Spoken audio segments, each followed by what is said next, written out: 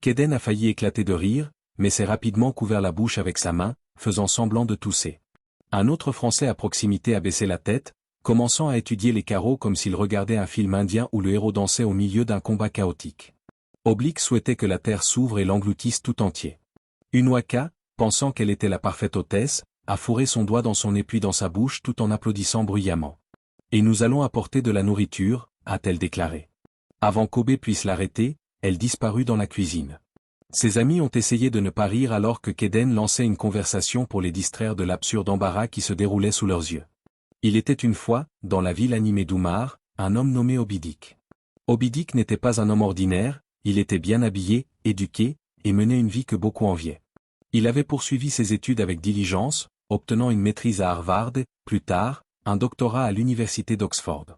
Cependant, malgré son vaste parcours éducatif, Obidik croyait fermement que l'éducation était plus nuisible que bénéfique pour les femmes.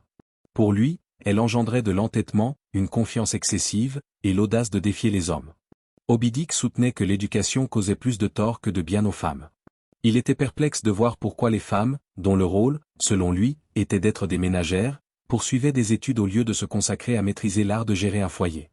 La plupart de ses amis mariés avaient épousé des femmes bien éduquées, mais seulement 2 couples de son cercle restaient heureux en mariage.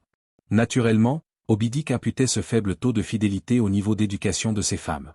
À son sens, l'éducation corrompait les femmes, les remplissant de confiance et le courage de poser des questions. Il souhaitait une femme qui ne se querellerait jamais, qui ne réfléchirait pas trop et qui aurait peu à dire sur ses droits. Surtout, Obidik voulait une vierge et une femme pure, intacte des soi-disant absurdités de la modernité qui lui donnerait des enfants non contaminés par la civilisation. Chaque fois que ses amis lui conseillaient d'épouser une diplômée, Obidik sifflait de dédain et leur rappelait que ces femmes éduquées n'étaient plus à la maison et fréquentaient souvent d'autres hommes en dehors. « Je veux une femme dont l'esprit est aussi vierge qu'un nouveau-né » déclarait-il. « Une femme qui ne penserait pas trop mais obéirait à chacun de mes ordres. Une femme qui m'appellerait Seigneur et ferait tout ce que je dis sans poser de questions. » Ses amis riaient, le qualifiant de dictateur, mais il restait ferme. Il savait ce qu'il voulait et ne voulait pas transiger. Par conséquent, il résolut d'épouser une femme non éduquée, non pas par amour, mais pour assurer son contrôle. Il se convainquit qu'une femme illettrée serait plus pure, douce, soumise, et n'aurait pas la confiance nécessaire pour lui tenir tête. Obidik avait besoin de paix, celle qui vient lorsqu'une personne parle et l'autre écoute. Ainsi, il se rendit au village, tel un chasseur à la recherche d'une proie insaisissable. Obidik parla à sa mère de son projet de marier une femme du village, une femme qui était timide, respectueuse et calme. Sa mère fut choquée par ses propos, compte tenu du niveau d'éducation que son fils avait déjà accompli. Elle ne comprenait pas pourquoi il choisirait une fille timide alors qu'il y avait tant de femmes belles, non seulement cultivées mais aussi éloquentes. Malgré ses conseils avisés, son esprit était fait. Elle lui présenta plusieurs femmes, mais Obidik trouva toujours des défauts chez chacune d'elles.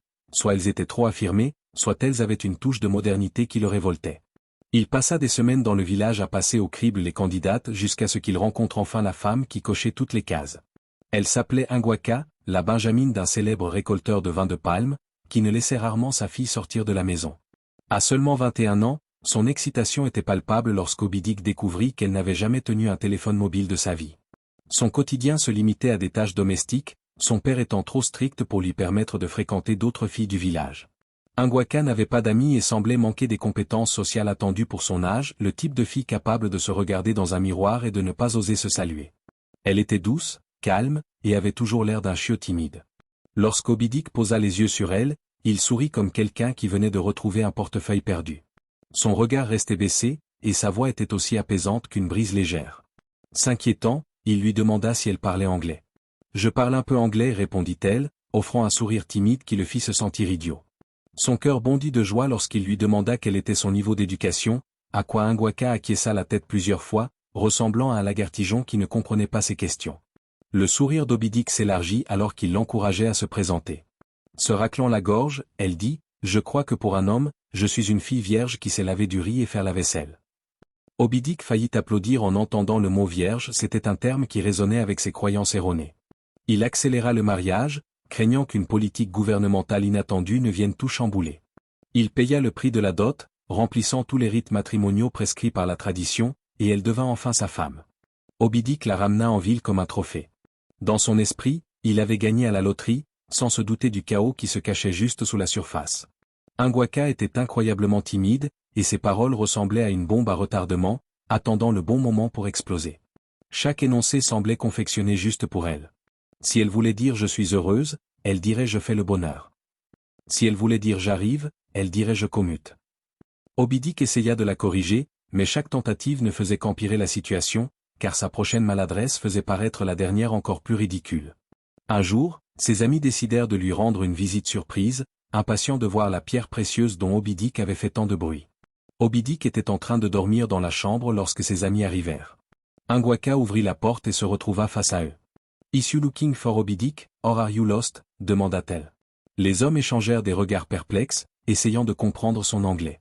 Voyant leur confusion, Ingwaka répéta sa question, cette fois plus lentement. « Is you looking for Moby Dick, or are you lost ?» demanda-t-elle à nouveau, juste au moment où Moby Dick sortait de la chambre pour découvrir ses amis très étonnés à la porte, les yeux et la bouche ouverts d'étonnement. « Moby Dick, see people » dit-elle, alors que ses amis échangeaient des regards inquiets. L'un d'eux clire de son troa, un autre ajusta sa casquette alors qu'ils entraient et prenaient place. Ingwaka, dans son empressement à servir, leur apporta de l'eau dans un grand bol qu'elle avait pris dans la salle de bain. Elle rayonnait en leur tendant des gobelets en caoutchouc pour qu'ils puissent se servir. Moby Dick riait pour masquer son embarras, mais la honte lui rongeait les os comme un ver. Abonne-toi pour suivre l'intégralité de l'histoire sur Monde Caché de l'Afrique.